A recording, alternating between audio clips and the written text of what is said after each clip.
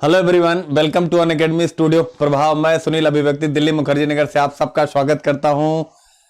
100% scientific तुक्का, यानी तुक्का हर इंसान के जीवन में एक बड़ा अच्छा शब्द है। तुक्का याद रखिएगा। तुक्का मारना हमें लगता है कि एक जैसे किसी भी इंसान को अगर कोई चीज अगर ये कहा जाए ईश्वर से कि मुझे कुछ मिल जाए, तो हम ये कहते हैं कि भाई तुक्का कुछ हमारे पास ऐसा एक कॉमन सेंस हो जाए जिससे हम तुक्का मारें और तुक्का हमारा सही बैठ जाए।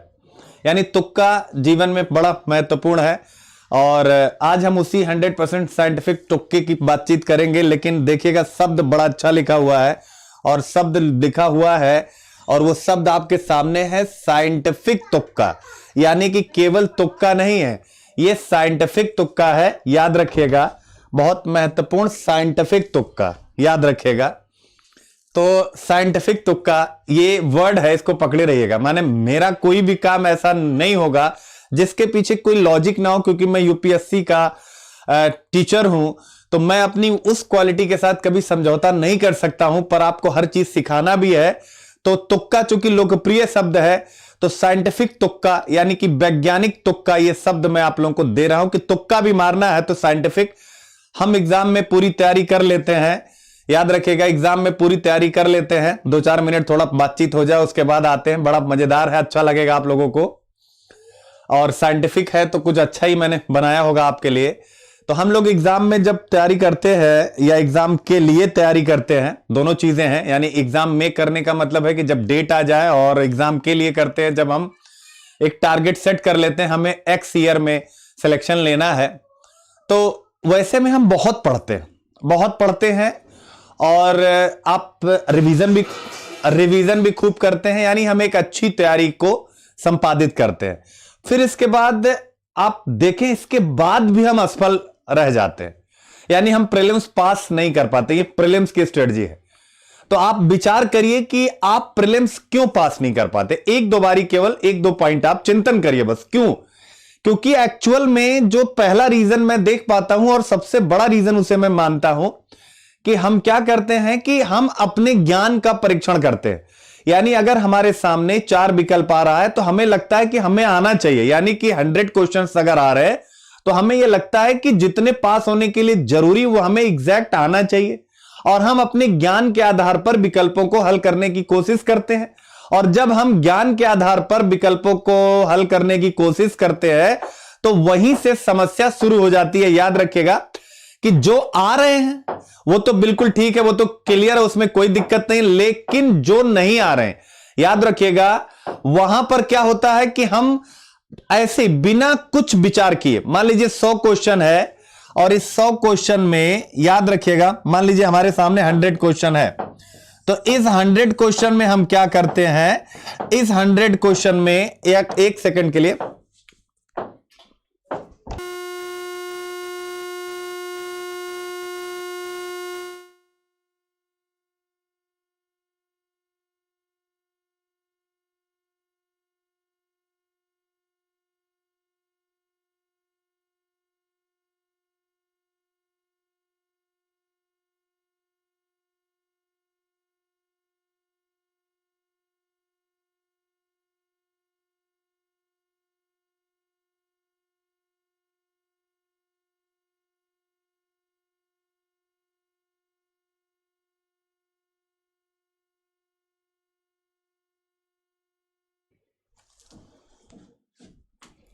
ठीक है, टेक्निकल इश्यूज आ गए थे।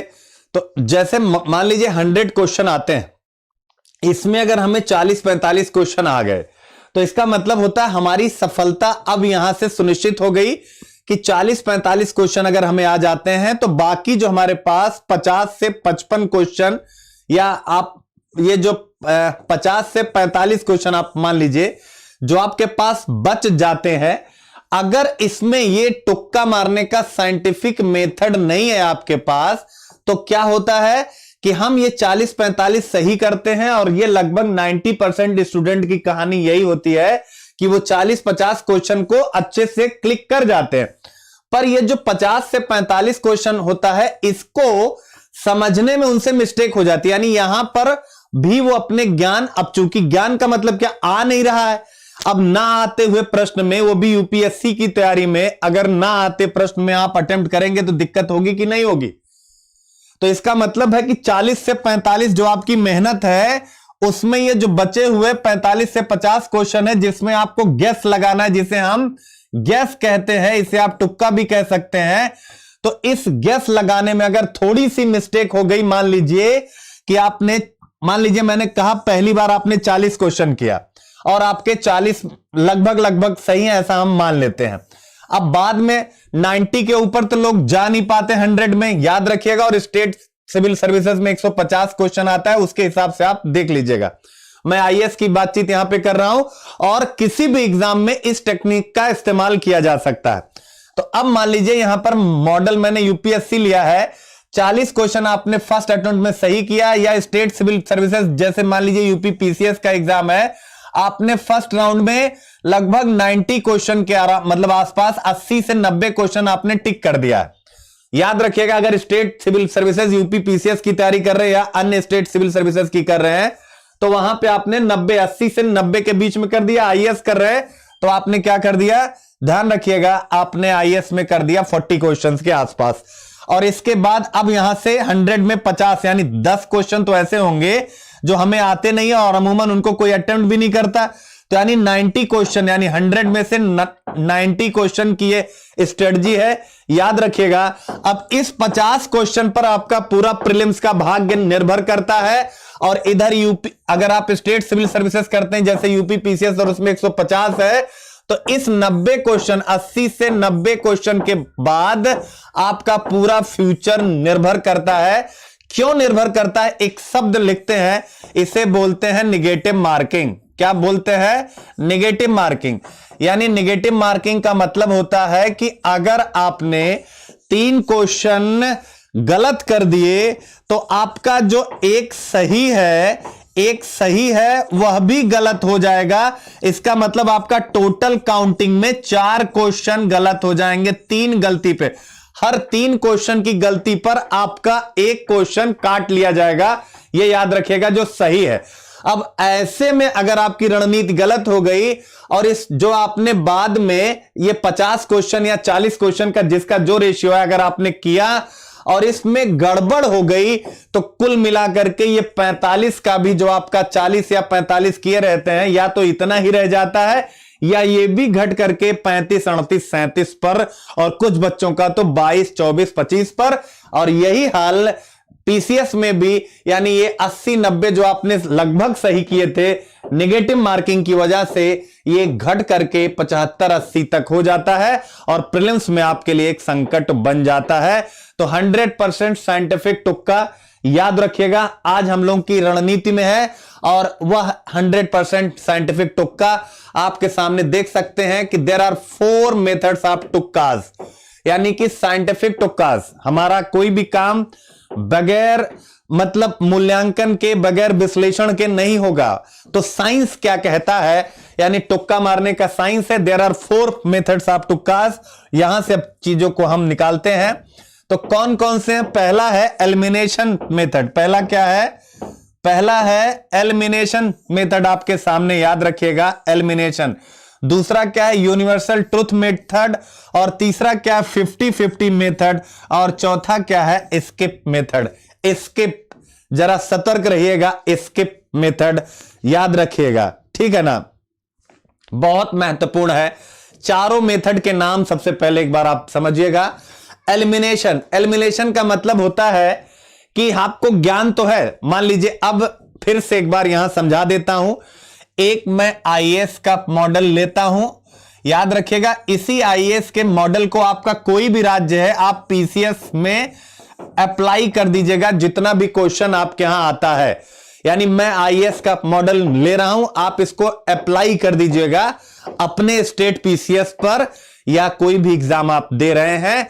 तो जैसे आईएएस में 100 क्वेश्चन है, फिर से ध्यान करिएगा, इस 100 क्वेश्चन में अमूमन जो अच्छे बच्चे होते हैं 90 क्वेश्चन, एक एवरेज की बात मैं कर रहा हूं, वो अटेम्प्ट करते हैं। 10 क्वेश्चन थोड़े टफ होते हैं, कुछ अपवाद बच्चों को छोड़ दिया जाए तो इन क्वेश्चनों पर कोई अटेम्प्ट नहीं करता है, यह याद रखिएगा। तो ये 90 एवरेज क्वेश्चन होते हैं। इन एवरेज क्वेश्चन में यह माना जाता है इस 90 में से कि हमें 40 से 45 क्वेश्चन आते हैं, यानी ये फर्स्ट राउंड के क्वेश्चन होते हैं। मैं FR लिख दे रहा हूं, फर्स्ट राउंड के क्वेश्चन होते हैं। अब हमारे पास बचा कितना, यानी कि लगभग अगर आप 40 करते हैं तो 50 बचा, और अगर आप 45 करते हैं तो आपके पास 55 बचा। आप ऐसा कुछ बना सकते हैं, सॉरी, अगर आप 45 करते हैं तो आपके पास 45 बचा। अब ये 50 से 45 या 40 से 45 ये जो आपका निकल करके आ रहा है, ये जो बच रहा है, यानी कि 40-45 आपने फर्स्ट राउंड में किया। अब ये जो सेकेंड राउंड आपका 2R लिख दिया हूं, यानी जो ये सेकेंड राउंड आपका चलेगा, यही सबसे इंपॉर्टेंट होता है आपके प्रीलिम्स पास करने के लिए। सेकेंड राउंड, क्योंकि फर्स्ट राउंड तो आपको 40-45 क्वेश्चन आ गए, किसी को 35 आ गया, किसी को 55 भी आ गया, यहां तक भी आ जाता है। लेकिन अगर सेकेंड राउंड के लिए आपके पास स्ट्रेटजी नहीं है, याद रखिएगा हमें हमेशा चरणों में चलना चाहिए, फर्स्ट राउंड, सेकेंड राउंड। अब सेकेंड राउंड में अगर आपके पास स्ट्रेटजी नहीं है, आपके पास रणनीति नहीं है, तो याद रखिएगा फिर यहां पर दिक्कत होती है।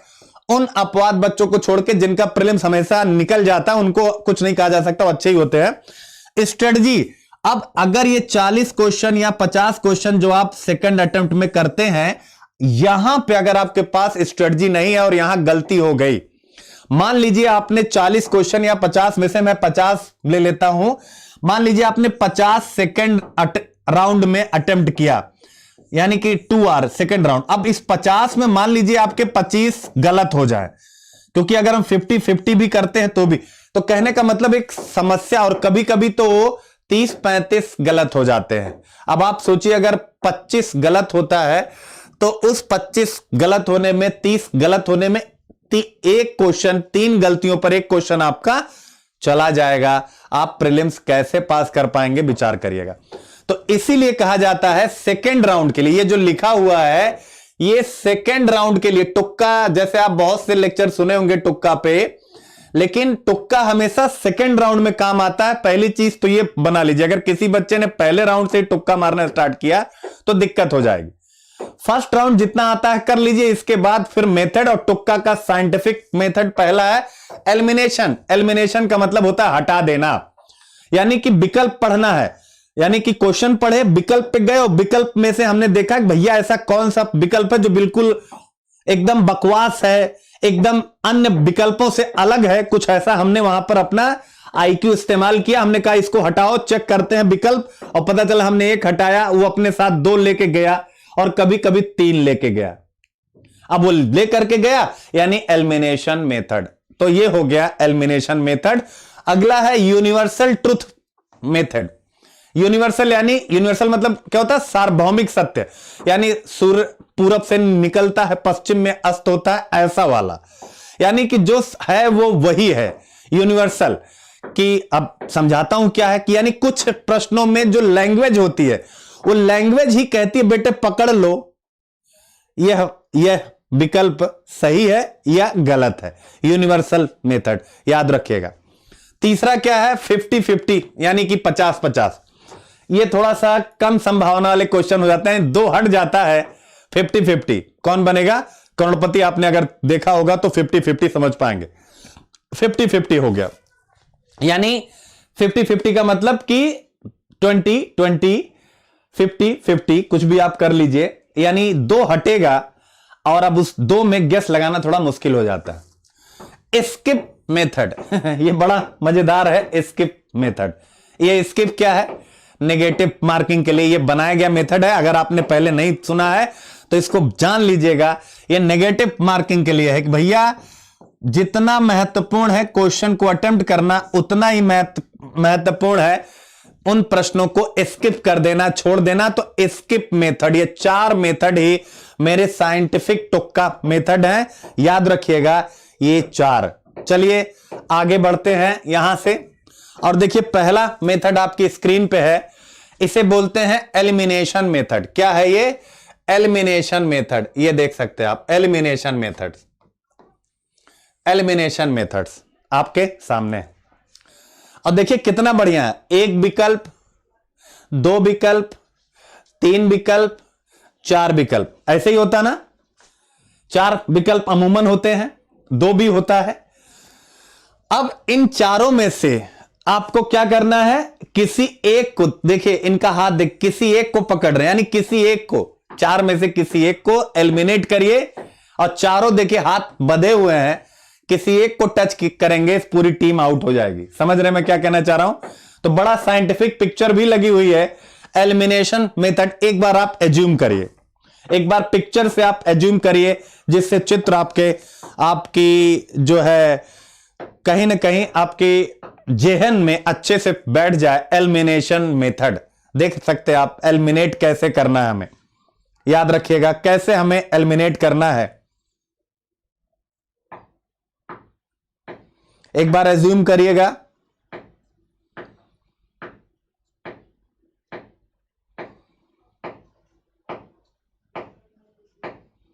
ठीक है, तो चलिए एक एक विधा से। ये बेटा तुक्का नहीं है, ये साइंटिफिक तुक्का है, इसलिए डरना नहीं है। ये साइंस है इसके पीछे, ये तुक्का यूपीएससी तुक्का नहीं है। मैंने पहले बोला ये सेकंड राउंड की कहानी है, थर्ड राउंड की कहानी है, फर्स्ट राउंड की कहानी नहीं। अगर आप मेरी बातों को, कोई भी बच्चा अगर बात अच्छे से नहीं समझेगा तो उसे लगेगा कोई फार्मूला बताया जा रहा है, और सक्सेस का कोई फार्मूला, कोई तुक्का नहीं होता। ये सेकंड राउंड की कहानी है। फर्स्ट राउंड तो आपको आता है, आपने अपना टेस्ट कर लिया। अब कंपटीशन स्टार्ट हो गया, यानी ये कंपटीशन है, ऐसा तो है नहीं कि आप मार रहे हैं अकेले, पूरा लाखों लोग अटेम्प्ट कर रहे हैं।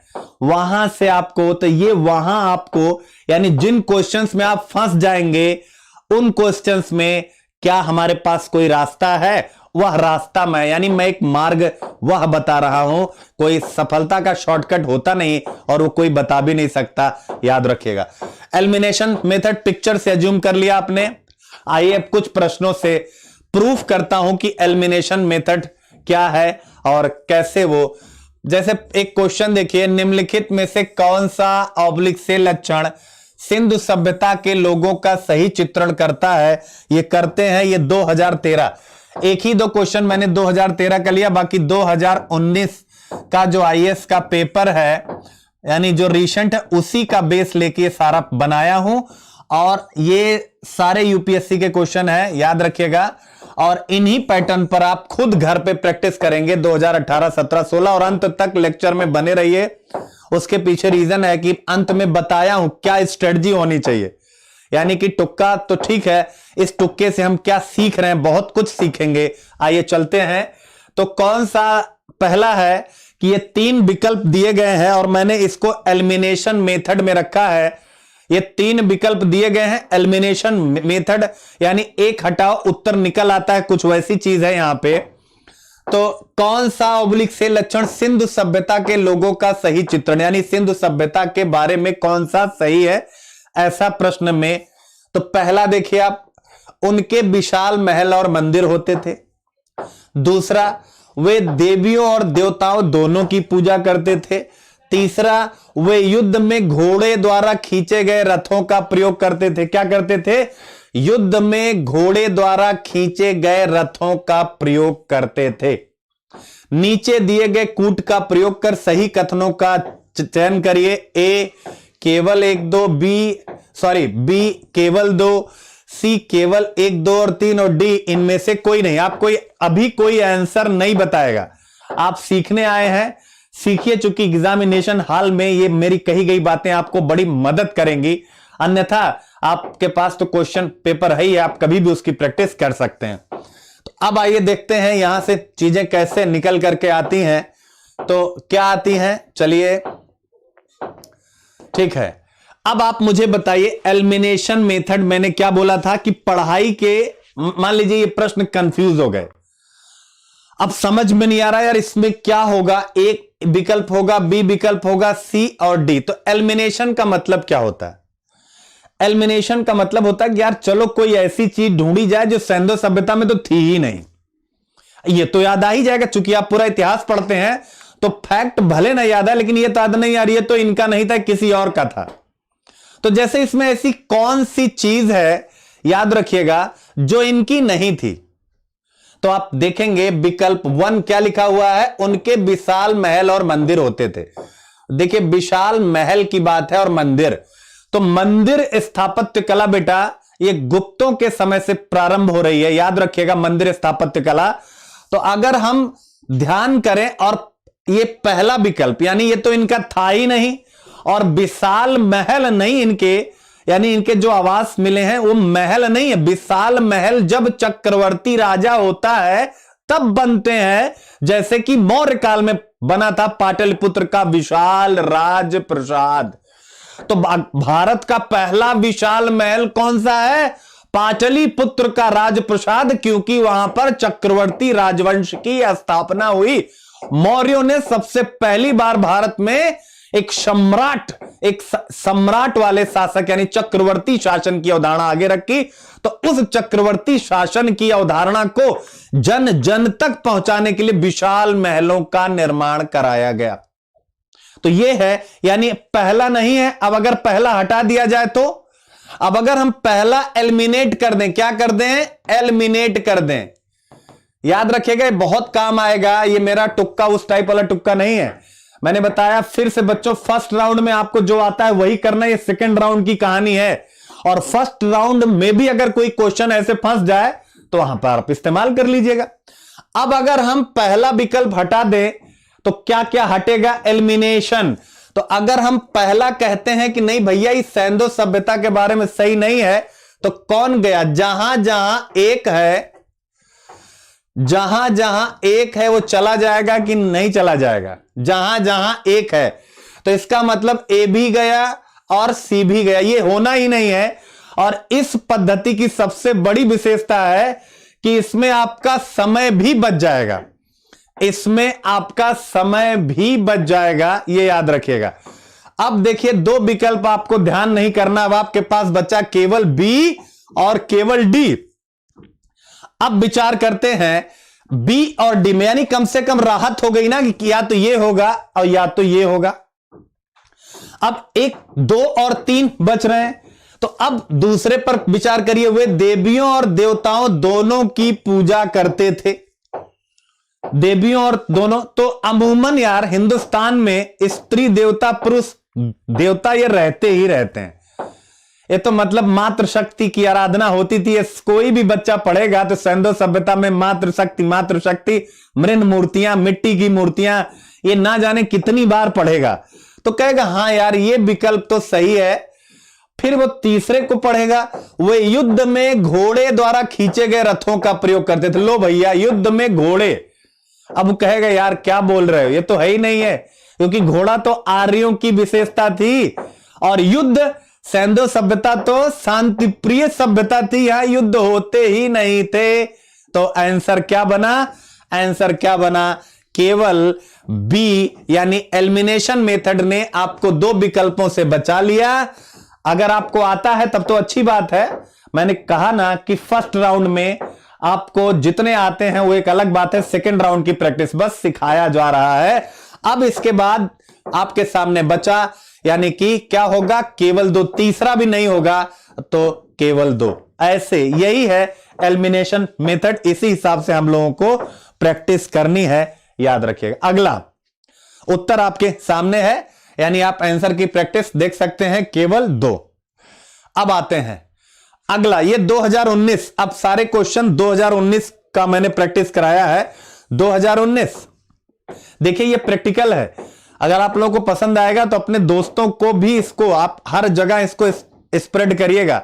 अपने छोटे भाई, बड़े बहन, नातेदार, रिश्तेदार, मैं कभी कहता नहीं शेयर करने के लिए, लेकिन चूंकि ये साइंटिफिक है। अभी तक वो टुक्का पढ़ते थे, ऐसे कर लो वैसे, यहां मैंने साइंस लगाया है। यानी इसके पीछे की पूरी एक वैज्ञानिक प्रक्रिया है। तो इसलिए आपकी जिम्मेदारी है कि जो भी आपके हित और मित्र हो वहां तक इसे लेकर के जाएं, जिससे ये एक बहुत बड़े विजन के रूप में मैं हिंदी माध्यम रूरल बैकग्राउंड के घर घर तक इस कॉन्सेप्ट को ले जाऊं, जिससे जो गरीब बच्चा जो कोचिंग नहीं कर सकता वो अपने घर में बैठ करके इसी मेथड से प्रैक्टिस करे और वह प्रीलिम्स निकल जाए। तो यह आपकी नैतिक जिम्मेवारी है, अच्छी चीजों को प्रसारित करिए। ठीक है। गुप्त काल, अब अगला क्या है, अगला क्वेश्चन है आपके सामने। गुप्त काल के दौरान भारत में बलात् श्रम, यानी भारत में बलात् श्रम, अब ये कॉन्सेप्ट आ गया, के संदर्भ में निम्नलिखित में से कौन सा कथन सही है। बेटा यहां जरूर ध्यान रखिएगा, कभी पूछ लेता है सही है, कभी पूछ लेता है सही नहीं है, तो थोड़ा अलर्ट रहिएगा। कौन सा सही है अब आप बताइए। ठीक है, तो यहां से आ गया कि कौन सा सही है। क्लियर है। अब आइए कौन सा सही है, विचार करिए। अब आप पहला क्या कह रहा है, याद रखिएगा, ओह सॉरी, इसे राज्य के लिए आय का एक स्रोत, जनता द्वारा दिया जाने वाला एक प्रकार का कर माना जाता था। ठीक है ना, एलिमिनेशन। दूसरा, यह गुप्त साम्राज्य के मध्य प्रदेश तथा काठियावाड़ क्षेत्रों में पूर्णतः अविद्यमान था, यानी गुप्त साम्राज्य में इन क्षेत्रों में नहीं होता था। बलात् श्रमिक साप्ताहिक मजदूरी का हकदार होता था और मजदूर के ज्येष्ठ पुत्र को बलात् श्रमिक के रूप में भेज दिया जाता था। अब देखिए यह प्रश्न ऐसा है, अमूमन आपने कितना भी अच्छा पढ़ा हो, याद रखिएगा आपने कितना भी अच्छा बलात् श्रम वगैरह पढ़ा हो, लेकिन यूपीएससी जब विकल्प बनाता है, गुप्त काल में बिष्ट या बेगार की प्रथा, जिसमें राज्य आपसे यानी जो भी उस राज्य के नागरिक होते थे उनसे मुफ्त में श्रम लिया करता था, श्रम दान कराता था। स्वाभाविक है, क्यों कराता था, क्योंकि राज्य को आवश्यकता होती थी। तो ऐसी परिस्थिति में बलात् श्रम के ऊपर अगर प्रश्न बना है तो अब आप विचार करिए, यानी अगर प्रश्न बना है यहां पे बलात् श्रम के ऊपर, तो याद रखिए अब इसका हम किस प्रकार से इसे हल करें। यानी अगर हम पहला विकल्प देखें, एलिमिनेट करते हैं, यानी एलिमिनेट कैसे करते हैं। पहला अगर हम पढ़ें, इसे राज्य के लिए आय का एक स्रोत, तो ठीक है मान सकते हैं। जनता द्वारा दिया जाने वाला एक प्रकार का कर, हम कहते हैं हाँ यार था, तो बिष्ट तो भाई जनता अगर फ्री में सेवा कर रही है तो इसका मतलब अपने श्रम को टैक्स के रूप में दे रही है, यानी श्रम का टैक्स है। तो हम एक आइडिया लगा सकते हैं, मैंने पहले का यूपीएससी के जब हम बुकिस किताब, जैसे हम बुकिस नॉलेज के आधार पर हम जब यूपीएससी के एग्जाम में जाते हैं तो समस्या हो जाती है, यह चीज आपको याद रखनी है। तो हमने एक आइडिया लगा लिया भाई, चलो इट्स ओके। अब हम दूसरे विकल्प पे आते हैं कि चलो इसको हमने क्या किया, ऐसे छोड़ दिया कि मे भी हो सकता है सही हो। अब आगे चलते हैं। यह गुप्त साम्राज्य के मध्य प्रदेश, यानी कहा जा रहा था कि एमपी और काठियावाड़ यानी गुजरात वाले क्षेत्र में यह व्यवस्था नहीं थी। तो अब अगर कोई व्यवस्था रही होगी तो भाई पूरे देश में रही होगी ना। जब एक प्रकार का टैक्स है तो फिर किसी राज्य से क्यों या किसी क्षेत्र से क्यों नहीं लिया जाएगा, ऐसा तो संभव नहीं है। तो आप कहेंगे भैया ये थोड़ा सा संशय लग रहा है, इसको क्रॉस लगा देते हैं। फिर इसके बाद बलात् श्रमिक साप्ताहिक मजदूरी का हकदार होता था। लो भैया, यानी कि अब आप बताइए बलात् श्रमिक है, बल से इससे श्रम लिया जा रहा है, तो अब यहां पर मजदूरी कैसे पाएगा, ये तो हो ही नहीं सकता। आप कहेंगे नहीं यार जब बल से कर रहा है तो इससे किस प्रकार से मजदूरी। और फिर इसके बाद क्या है, मजदूर के ज्येष्ठ पुत्र को बलात् श्रमिक के रूप में। तो आप कहेंगे नहीं ऐसा कोई नियम नहीं होता, मजदूरी के लिए ज्येष्ठ पुत्र तो छोटा भी हो सकता है ना, ज्येष्ठ पुत्र 8 वर्ष का भी हो सकता है, 5 वर्ष का भी, 3 वर्ष का भी, यानी ऐसा भी हो सकता है। तो ये तो बिल्कुल अप्रासंगिक लग रहा है। तो ऐसे में हमारे पास एक विकल्प बचा और वह विकल्प आपके सामने है, जिसे हम कहेंगे इसे राज्य के लिए आय का एक स्रोत एक प्रकार का, ये होता है एलिमिनेशन मेथड। याद रखिएगा एलिमिनेशन मेथड, इसी हिसाब से आपको चलते हुए चले जाना है। ये रहा उसका आंसर। अब एक क्वेश्चन आइए, मेडुअल, 2 क्वेश्चन एंशिएंट इंडिया के हो गए। अब हम लोग मेडुअल इंडिया पे आते हैं, याद रखिएगा, ठीक है ना। मेडुअल पे आते हैं। मेडुअल में क्या है आपके सामने, निम्नलिखित कथनों पर विचार कीजिए। अब निम्नलिखित कथनों पर विचार कीजिए। पहला क्या है, दिल्ली सल्तनत के राजस्व प्रशासन में राजस्व वसूली के प्रभारी को आमिल कहा जाता था। दूसरा, दिल्ली के सुल्तानों की इक्ता प्रणाली एक प्राचीन देसी संस्था थी। और तीसरा, मीर बख्शी का पद दिल्ली के खलजी सुल्तानों के शासनकाल में अस्तित्व में आया। उपर्युक्त में से कौन सा ऑब्लिक से कथन सही है या है, आप याद रखिएगा कौन सा सही है। तो अब आप यहां से पकड़िए। अब देखिएगा एलिमिनेशन का मतलब क्या होता है, केवल एक, मैंने ए केवल एक, बी एक और दो, सी केवल तीन और डी एक दो और तीन। जो भी बच्चे गंभीर होंगे गहराई से अंत तक चलिएगा, बहुत बड़ा ट्रांसफॉर्मेशन पर्सनालिटी में आएगा इस मेरे लेक्चर के बाद। अब आइए देखते हैं कि क्या ये बातें सही हैं, क्या इसमें है जो सही नहीं है। तो अगर आप देखोगे हम पढ़ रहे हैं दिल्ली सल्तनत और क्या लिख दिया है, मीर बख्शी का पद। मीर बख्शी का पद खिलजी सुल्तानों के शासनकाल में, जी नहीं, मीर बख्शी का पद मुगलों के शासनकाल में आया था। याद रखिएगा सेना के मुखिया के लिए मीर बख्शी इस काल में दीवाने अर्ज था। अब अगर हम तीसरा हटा दे तो ये तीसरा अपने साथ सी और डी दोनों को लेकर के चला जाएगा और आपके पास देखिए विकल्प बचा। तो आप आंसर का अनुमान लगाइए, कम से कम दो विकल्प तो आपके हट गए। याद रखिएगा दो विकल्प आपके हट गए कि नहीं हट गए, याद रखिएगा हटे। और अब आपके पास आंसर क्या बचा, याद रखिएगा राजस्व की वसूली के प्रभारी को आमिल कहा जाता था। और हां, अगला क्वेश्चन क्या, अगला विकल्प क्या था, दिल्ली के सुल्तानों की इक्ता प्रणाली एक देसी संस्था थी। ये देख लीजिए, देसी यानी देसी का मतलब ये प्राचीन भारत में, ये वैदिक काल से, ये गुप्त काल से, मौर्य काल से चली आ रही थी। जी नहीं, इक्ता सल्तनत वालों ने इंट्रोड्यूस किया था। तो आप चाहे तीसरा हटा देते या आप दूसरा हटा देते। जब दूसरा हटाते, अगर ये हटा देते तो ये दोनों जाते, और अगर आपने तीसरा हटाया तो ये दोनों गए। आप देख सकते हैं एलिमिनेशन मेथड आपने इस्तेमाल किया और डायरेक्ट आप केवल एक आंसर पर आ गए। बहुत, आप, मैं फिर से कह रहा हूं, अंत तक बने रहिएगा, जबरदस्त मजा आएगा। जो भी बच्चा बना रहे, आप याद रखिएगा आपकी यहां से प्रीलिम्स जो संकट है हिंदी माध्यम में, आपके लिए वो चेंज हो सकता है। यानी यही जो टॉपर्स होते हैं इस्तेमाल करते हैं, वो साइंटिफिकली प्रश्न को हल करने की कोशिश करते हैं और हम क्या करते हैं, हम केवल पढ़ने की कोशिश करते हैं।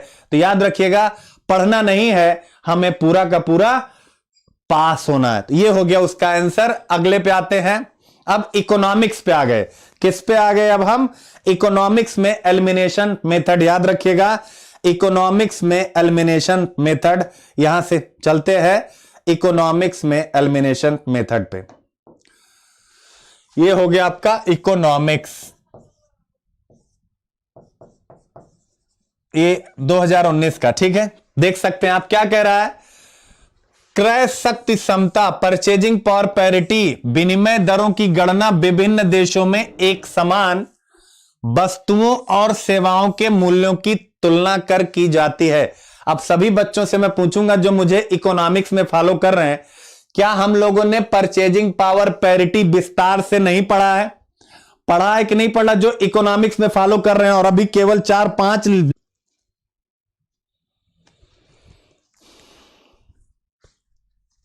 हेलो,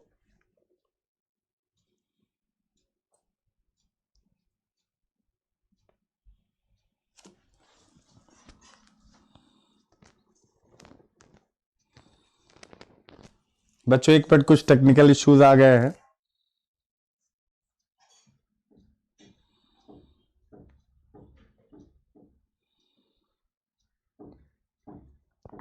ठीक है, कनेक्ट हो गया है।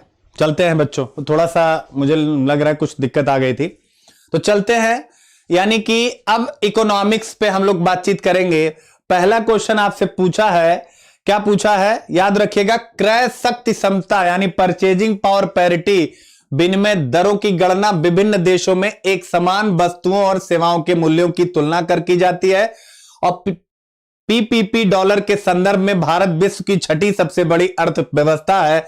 उपयुक्त में से कौन सा कथन सही है? याद रखिएगा कौन सा कथन, तो आपके सामने केवल एक, केवल दो, एक और दो, और ना तो एक ना ही दो, ये याद रखिएगा। तो अब आप देख सकते हैं भारत विश्व की छठी नहीं तीसरी सबसे बड़ी, एक एलिमिनेट कर दीजिए, यानी दो अगर आप एलिमिनेट कर देते हैं तो आपके सामने देखिए ये भी गया और अपने साथ इनको भी लेके गया, याद रखिएगा। और आपके पास बचा केवल या तो एक या तो डी, यानी कम से कम एक राहत तो हो गई। अब आप सबको पता है कि परचेजिंग पावर पैरिटी, मुझे अगर मतलब किसी भी प्रकार से आप इसको हैंडल कर सकते हैं, यही सबसे महत्वपूर्ण है। तो आप यहां से इस प्रकार से एलिमिनेशन मेथड का इस्तेमाल करें, कम से कम विपरीत परिस्थिति में आपके लिए एक राहत आ जाती है। अब हम पॉलिटी पे विचार कर रहे हैं, यानी पॉलिटी पे, याद रखिएगा पॉलिटी पे सेम यह क्वेश्चन मैंने आपकी प्रैक्टिस के लिए रखा है, याद रखिएगा आपकी प्रैक्टिस के लिए रखा है, यहां पे आपकी प्रैक्टिस के लिए। तो आपकी प्रैक्टिस के लिए इसकी प्रैक्टिस आप करेंगे पॉलिटी की, इसी क्वेश्चन की, जिससे कि ये प्रैक्टिस सेट है 2 क्वेश्चन का आपके लिए, याद रखिएगा, और जिससे आप बेहतर ढंग से और मैंने मतलब क्वेश्चन आंसर दिए भी हैं, ये याद रखिएगा, मैंने क्वेश्चन आंसर दिए भी हैं, ये आप याद रखिएगा, तो आपका काम हो जाएगा, याद रखिएगा। ठीक है बच्चों, ठीक है, चलिए चलते हैं यहां से चीजों को आगे बढ़ाते हैं। अगला क्वेश्चन है संचार प्रौद्योगिकियों के संदर्भ में एलटी लॉन्ग टर्म इवोल्यूशन और VoLTE voice over long term evolution के बीच क्या? अब ये विज्ञान प्रौद्योगिकी का है, आप ध्यान कर सकते हैं किसका है? विज्ञान प्रौद्योगिकी का है, बड़ा महत्वपूर्ण है ये, आप देख सकते हैं। यानी कि यूपीएससी करता क्या है, यानी अगर केवल हमारे दिमाग से खेल रहा है, हेरफेर कर देता है, तो क्या कह रहा है? एलटीई यानी कि लॉन्ग टर्म इवोल्यूशन साधारणतः 3G के रूप में विपरीत किया जाता है, तथा voice over long term VOLT को साधारणतः उन्नत 3G के रूप में विगलित किया जाता है। जी नहीं, बिल्कुल ये गलत यहीं से हो जाता है एलिमिनेशन। आप पहला हटा दीजिए क्योंकि ये 4G के लिए है, तो आप पहला तो अपने आप हट गया। अब जहां जहां पहला है वो तो अपने आप हट गया कि नहीं हट गया, एक हटने से। और LTE डेटा ओनली तकनीक है, और बोल्टीई यानी कि वॉइस जो हमारी ये टेक्नोलॉजी है ये ओनली केवल वॉइस तकनीक है। जी नहीं, ये 5G तकनीक है, और इसमें वॉइस के साथ साथ डेटा को भी ट्रांसफर कर दिया जाता है। इसका मतलब है कि ना तो एक और ना ही दो, इस हिसाब से आपको जो है देखने की आवश्यकता है। सेम यह प्रश्न आप प्रैक्टिस करिएगा, आपके लिए प्रैक्टिस सेट ये भूगोल का है, इसी पैटर्न पर आप इसकी प्रैक्टिस करिए, देखिए आपको इसका परिणाम मिलेगा, याद रखिएगा। और हम लोग यहां से आते हैं अगले अपने यूनिवर्सल ट्रुथ वाले मेथड पे। किस पे आते हैं? याद रखिएगा, हम लोग आते हैं यूनिवर्सल ट्रुथ वाले मेथड पर यहां से।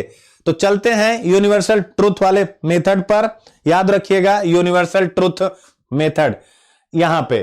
तो यूनिवर्सल ट्रुथ मेथड में देखिए क्या है, स्वतंत्र भारत। यूनिवर्सल ट्रुथ का मतलब हमें यह खोजना है कि भाई कोई भी जो स्टेटमेंट होता है कुछ परिस्थितियों में, तो उसमें अगर कुछ शब्द लिखे होते हैं वो सही होते हैं। यूनिवर्सल का मतलब होता है जैसे प्रश्न में शब्द जो आते हैं वह शब्द क्या आ जाएंगे प्रश्न में शब्द, तो प्रश्न में शब्द आपसे आएगा जैसे सभी, यानी सभी, जैसे आ जाएगा केवल मात्र, क्या आ जाएगा?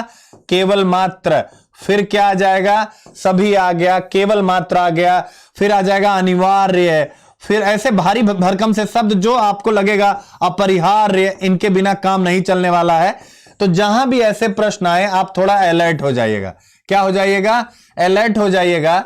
और अलर्ट होने का मतलब है कि अगर आप अलर्ट हो जाएंगे तो आप देखेंगे कि बेहतर ढंग से आप मतलब इनको अच्छे ढंग से हैंडल कर पाएंगे। तो सबसे ज्यादा इंपॉर्टेंट है आपका अलर्ट होना, ये याद रखिएगा, आपका सबसे ज्यादा इंपॉर्टेंट है अलर्ट होना, याद रखिएगा। तो आप अलर्ट है। यूनिवर्सल ट्रुथ मेथड आपके सामने है, आइए चेक करते हैं। यूनिवर्सल माने कुछ ही चीज होती हैं जो सत्य होती हैं, जैसे सूरज मैंने बताया पूरब से और पश्चिम में, ऐसे ही। यानी कि जो एकदम से सत्य है उसके अलावा हर जगह गुंजाइश होती है। आइए, दो प्रकार से यहां से प्रश्न आते हैं, कभी कभी सही और मैक्सिमम टाइम जहां पर ये शब्द आ जाए वो गलत। दो प्रश्नों के द्वारा इसे मैंने प्रूफ करने की कोशिश की है। स्वतंत्र भारत में भूमि सुधारों के संदर्भ में निम्नलिखित में से कौन सा कथन सही है। अब देखिए प्रश्न की प्रकृति पढ़िए, स्वतंत्र भारत में भूमि सुधार। अब अगर भूमि सुधार होगा तो क्या किसी एक क्षेत्र के लिए होगा, ये तो सबके लिए होगा ना। तो ए हदबंदी कानून पारिवारिक जोत पर केंद्रित थे, ना कि व्यक्तिगत जोत पर। दूसरा कह रहा भूमि सुधारों का प्रमुख उद्देश्य सभी भूमिहीनों को कृषि भूमि प्रदान करना था और इसके परिणाम स्वरूप नकदी फसलों की खेती कृषि का प्रमुख रूप बन गई। अब आप देख सकते हैं भूमि सुधारों ने हदबंदी सीमाओं को किसी भी प्रकार की छूट की अनुमति नहीं दी। अब आप पढ़िए इसमें, और इसमें आपको यूनिवर्सल यानी यूनिवर्सल मेथड का मतलब होता है, आपके सामने देख सकते हैं, का प्रमुख उद्देश्य सभी भूमिहीनों को कृषि भूमि। स्वाभाविक है अब अगर स्वतंत्र भारत में कोई भूमि सुधार आएगा और उसमें यानी यह उद्देश्य तो शामिल किया जाएगा। इस प्रकार से इन वर्ड्स को भी, और एक चीज और याद रखिएगा, आपको ना अभी मेरी बातें थोड़ा सा ऊपर से भी निकल रही, थोड़ा बाउंसर भी निकलेगा, क्योंकि अभी आपने प्रैक्टिस नहीं किया। जब आप गहरे स्तर पर 2, 4, 5, 6 बार 2019 का ही, 18, 17 नहीं, 2019 के ही क्वेश्चन का इस पैटर्न पे अगर आप 10-20 बार प्रैक्टिस करते हैं तो आपका काम हो जाएगा। याद रखिएगा आपका काम हो जाएगा। प्लीज तो थोड़ा सा वेट करिएगा, थोड़ा टाइम लीजिएगा। मेथड है, क्या बचपन में जब आप a+b का होल स्क्वायर पढ़ते थे तुरंत याद हो जाता था? a² + b² + 2ab नहीं होता था। इट विल टेक टाइम, लेकिन इस फार्मूले को आप आजमाइए जरूर। ये मैं केवल ऐसा नहीं सिखा रहा हूं बिना पढ़े गए, और आप इस पर प्रैक्टिस करिए। जबरदस्त मजा। अगर 2 क्वेश्चन भी सही हो गया, 3 क्वेश्चन भी इस मेथड से, आपका प्रीलिम पास हो गया और मेरा काम धन्य हो गया कि मैं आपकी सफलता में एक छोटी सी भूमिका अदा कर पाया। अब देखिए भारतीय अर्थ, ये भी यूनिवर्सल मेथड। भारतीय अर्थव्यवस्था के संदर्भ में निम्नलिखित कथनों पर विचार कीजिए। पिछले दशक में वास्तविक सकल घरेलू उत्पाद की वृद्धि दर लगातार बढ़ती रही है। पिछले दशक में बाजार की कीमतों पर सकल घरेलू उत्पाद, अब देखिए ये भी क्या यूनिवर्सल है, ये यूनिवर्सल है। यानी कि हम ऐसा कैसे कह सकते हैं लगातार बढ़ रही है? अरे कभी तो बाढ़ आएगी, कभी तो सूखा पड़ेगा, कभी तो कोई स्थिति आएगी। तो इसका मतलब जहां पर यूनिवर्सल आए अलर्ट रहना है। इस प्रकार तो ये गलत हो जाएंगे, बिना पढ़े दोनों गलत हो जाएंगे। यूनिवर्सल स्टेटमेंट आप ध्यान रखिएगा, ठीक है ना। यह आप प्रैक्टिस करिएगा, यह आपके लिए है। मैंने 2 कराया, ये एक प्रैक्टिस आपके लिए है। प्लीज इस पर विचार करिएगा, ठीक है ना। आप यूनिवर्सल मेथड लगा करके, ठीक है ना। जहां देखिए क्या लिखा, सारा मतलब सभी, अधिकांश, इसमें भी लगभग सभी। तो आप ऐसे शब्द पकड़िएगा। देखिए मैंने शब्द पकड़ दिया है, हिंट कर दिया है। अब आपके ऊपर आप कैसे चलते हैं। ये देखिए 50-50 मेथड, ये क्या है याद रखिएगा। 50-50 मेथड, इसका क्या मतलब है? 50-50 आता ना प्रचार, रहा न जाए, आता है ना, मन लालच में आ जाता है यार, करें कि ना करें। 50-50 मेथड याद रखिएगा, 50-50। अब देखिए 50-50 क्या, निम्नलिखित में से कौन सा एक हड़प्पा स्थल नहीं है? कौन सा एक हड़प्पा स्थल नहीं है? अब हड़प्पा स्थल नहीं है। अब 50-50 क्या है कि भाई अब हमको पता लग गया कि ये चनूदड़ो और कोटदीजी तो हैं, यानी 50% तो क्लियर है कि ये दोनों हैं। अब इन दोनों में कंफ्यूजन हो गया, इन दोनों में 50% कंफ्यूजन हो गया। अब क्या करें? यानी कि अब उत्तर तो यहीं से आना है। तो मेरा कहने 50-50 में क्या, तो 2 आ जाते हैं, 2 फंस जाते हैं, बड़े मुसीबत वाले होते हैं वो। अब आप यहां क्या करेंगे, आइडिया लगाएंगे, यार सोहगौरा कहां पड़ा था। तो ये थोड़े दिक्कत वाले होते हैं, इसीलिए इन प्रश्नों में भी अगर बहुत क्लियरिटी ना हो तो अमूमन कोशिश करना चाहिए कि तुक्का मारते समय अब कुछ अलग प्रकार का विचार करें। तो जैसे मान लीजिए अब सोहगौरा लिखा है देशलपुर, कंफ्यूज हो गए यार, देशलपुर तो लग रहा है पर सोहगौरा, तो याद करो यार अब उस समय आप सैंधव सभ्यता से बाहर निकलो और विचार करो कि यार सोहगौरा तो जो है ये यार, ये तो मौर्य काल में पढ़ा था सोहगौरा। ये सोहगौरा उत्तर प्रदेश के गोरखपुर में है यार। इसमें चंद्रगुप्त मौर्य ने अन्नागार वगैरह बनवाया था, कुछ वैसा। तब जाकर के ये क्वेश्चन सही होगा। अदरवाइज 50-50 में दो चीजें आ जाती हैं, दो चीजें फंस जाती हैं। अलर्ट रहिएगा हल करते समय, ठीक है। तो ये हो जाता है आपका। तो आंसर सोहगौरा है, आप सबको पता है। फिर देखिए, निम्नलिखित में से किस उभारदार मूर्ति शिल्प रिलीफ शिलालेख में अशोक के प्रस्तर रूप चित्र के साथ राणी अभिषेक या राजा अभिषेक लिखा हुआ है? अब फिर आ जाता है यार कि अब क्या करें। तो इस प्रकार के प्रश्न आपको 50-50 यानी दो आ जाता है यार, यहां होगा या यहां नहीं होगा, याद रखिएगा ये। अब आगे बढ़ते हैं। ये स्किप मेथड है। अंतिम में क्या है? ये स्किप मेथड है। इस पिक्चर का मतलब है कि भैया बाबा मत बनो। बाबा का मतलब होता है सारे प्रश्न हल मत करो। कुछ लोग होते हैं ना जोश में आकर के सारा हल कर लेते हैं। कुछ बच्चे तो अपवाद होते हैं, उनकी बात हटाओ, वो अच्छे, उनका प्रीलिम्स पे कमांड होता है। मैं एक एवरेज स्टूडेंट की पता चला बाबा बन गए और सारा कंप्लीट कर दिया, जैसे देख सकते हैं बाबा। तो इन बाबा के माध्यम से ही मैं कहना चाहता हूं कि बाबा नहीं बनना है, ठीक है। हाथ मैंने नीचे कर लिया, यानी बाबा नहीं बनना है और स्किप करना है।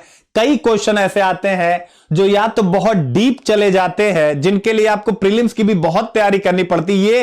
ये जो स्किप वाले क्वेश्चन होते हैं ना, ये 90 से 100 के बीच में होते हैं। यानी कि जो वो 10 क्वेश्चन बचता है ना अंतिम वाला, ये 90 से 100, ये 10 बड़ा खतरनाक होता है। और पीसीएस वगैरह में आखिरी में जो 10-15 वो बचता है, वो बड़ा खतरनाक होता है। उसको करने का मतलब एक प्रकार का आप मान लीजिए जबरदस्त रिस्क ही है, याद रखिएगा, ठीक है ना। क्लियर है? तो स्किप मेथड ये याद रखिएगा, ये आपके सामने स्किप मेथड है। यहां से चलिएगा कि आपको छोड़ना है, ये याद रखना है, आपको छोड़ना है। और छोड़ना कैसे है? जैसे मान लीजिए अब कैसा, मियां तानसेन के संदर्भ में निम्नलिखित में से कौन सा कथन सही नहीं है? क्या है? मियां तानसेन के संदर्भ में निम्नलिखित में से कौन सा कथन सही नहीं है? अब मान लीजिए प्रश्न आ गया। अब अमूमन है, जैसे क्या करा, सम्राट अकबर द्वारा इन्हें दी गई उपाधि तानसेन थी। अब एकदम से फैक्ट है, अगर आपने पढ़ा है तब तो ठीक है, नहीं पढ़ा है तो मुसीबत है। तानसेन ने हिंदू देवी देवताओं से संबंधित ध्रुपद संगीत है, इन्होंने उनकी रचना करी। अब यार पता नहीं हिंदू देवी देवताओं को के बारे में किया कि नहीं किया। तानसेन ने अपने संरक्षकों यानी जिन राजाओं ने उन्हें संरक्षण दिया, उनसे संबंधित गानों की रचना की। अब पता नहीं यार अकबर के बारे में कोई गाना लिखा कि नहीं लिखा। जो रीवा के राजा थे जिन्होंने इन्हें सर्वप्रथम संरक्षण दिया, ग्वालियर के राजा बाद में दिया, इनके बारे में पता ही नहीं है। तानसेन ने अनेक रागों की मौलिक रचना की। ये सब ऐसे फैक्ट है, याद रखिएगा, ये सब ऐसे फैक्ट है जो कहीं ना कहीं क्या होते हैं, ये मिलते नहीं है। तो ऐसे में इन पर वही है, आप स्किप मेथड लेकर के चले, ये याद रखिएगा, आप स्किप लेकर के चले, ठीक है ना। आंसर आपको पता है।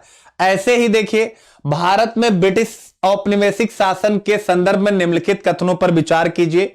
तो आप देखेंगे ये सब ऐसी चीजें हैं, देखिए जिन बच्चों को आता है उनकी बात अलग है, लेकिन आप खुद इनको पढ़िएगा तो आपको लगेगा कि यार ये तो हमने सुने ही नहीं है।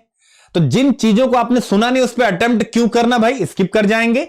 जैसे आप बताइएगा क्या आपने पढ़ा है, महात्मा गांधी गिरमिटिया इंडेंचर्ड लेबर प्रणाली के उन्मूलन में सहायक थे।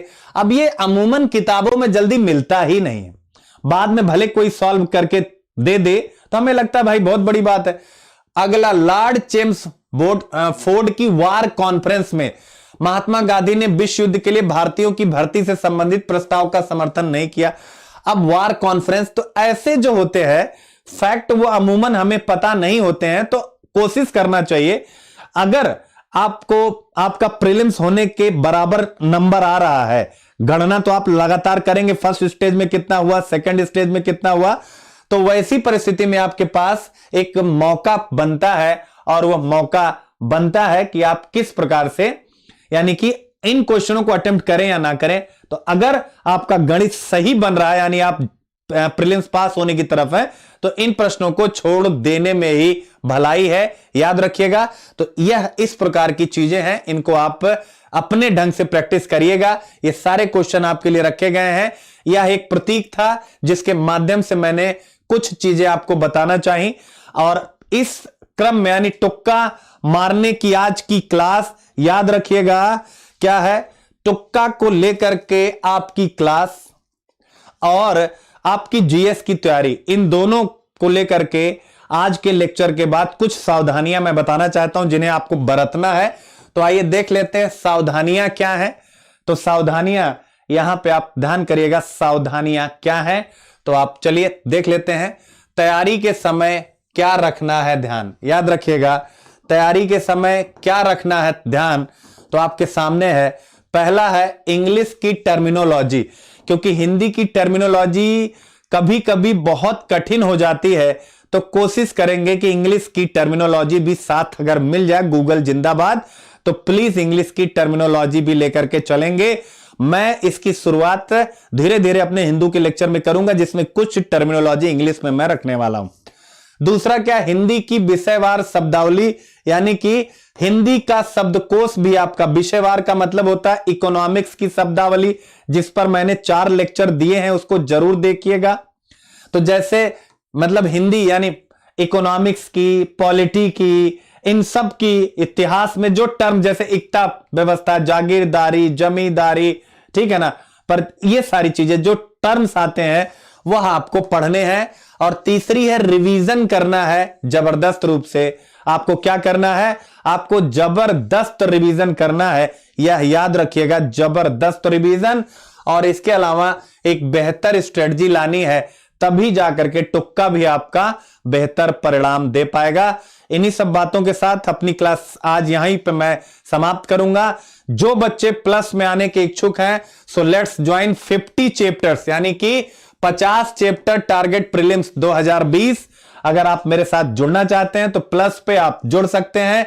मेरे द्वारा पढ़ाए जाने वाले विषय ये सारे हैं, इनका आप स्क्रीनशॉट ले सकते हैं, एनालिसिस कर सकते हैं कि कंप्लीट कोर्स मैं यहां आपका करा रहा हूं, जिसमें 50 चैप्टर्स प्रीलिम्स के साथ साथ आंसर राइटिंग और एसे और एथिक्स भी शामिल है। आंसर राइटिंग में सारे विषय और टॉप 50, ये ऐसे ही पिक्चर्स होता है हमारी प्लस क्लास का। और हिंदी साहित्य जो बच्चे पढ़ना चाहते हैं वो भी आकर के जुड़ सकते हैं। और ध्यान करिएगा, एसके लाइव कोड जो बच्चे मुझे फॉलो कर रहे हैं, कोई भी कॉल आती है अगर हिंदी साहित्य और इन सब में मुझे फॉलो करना है, तो आपको केवल मेरे कोड से आना है, एसके लाइव कोड से। उसका फायदा आपको मिलेगा इन फ्यूचर, आप लंबे टाइम तक मेरे साथ कनेक्ट रहेंगे। जैसे जो बच्चे कनेक्ट हैं, जैसे इकोनॉमिक्स की क्लास चल रही तो उन सबको नोट्स दिए जा रहे हैं, तो अलग से भी मिलते हैं मेरी तरफ से। तो एसके लाइव कोड 1 वर्ष 36,000, कोई ज्यादा फीस नहीं है, सारा कोर्स इसी में है। और एसके लाइव 57,600, याद रखिएगा। तो ये आपका पूरा कैरिकुलम है। अगर लेक्चर आप लोगों को पसंद आया होगा तो सभी इसको थोड़ा सा प्रसारित करिए कि एक जैसे मार्केट में क्या है, तुक्का तुक्का तुक्का, मैंने साइंटिफिक तुक्का बताया है, तो इससे जो भी बच्चे विभिन्न क्षेत्रों में रह रहे हैं नॉर्दर्न इंडिया के, उन सबको जबरदस्त फायदा होगा। साउदर्न इसलिए नहीं बोलता क्योंकि वहां हिंदी भाषा का इस्तेमाल स्वाभाविक है, कम किया जाता है, केवल बोलचाल में ही है। तो नॉर्दर्न इंडिया के जो भी बच्चे हैं उन तक जो कोचिंग नहीं कर सकते हैं, वीकर सेक्शन से बिलोंग करते हैं, तो उन सब तक यह पहुंच जाए और उनके जीवन में एक छोटा सा खुशहाली का सवेरा आ जाए। तो चाहता हूं आप लोग इसको घर घर तक लेकर के जाएं, आज के साइंटिफिक तुक्का के लेक्चर को। और कल मिलते हैं, सबसे पहले योजना, पूरे महीने की योजना, और उसके बाद कुरुक्षेत्र, इन 2 लेक्चरों के साथ। तो कल का लेक्चर महत्वपूर्ण, योजना और कुरुक्षेत्र, नवंबर माह की कल मेरे 2 लेक्चर। तब तक के लिए जय हिंद।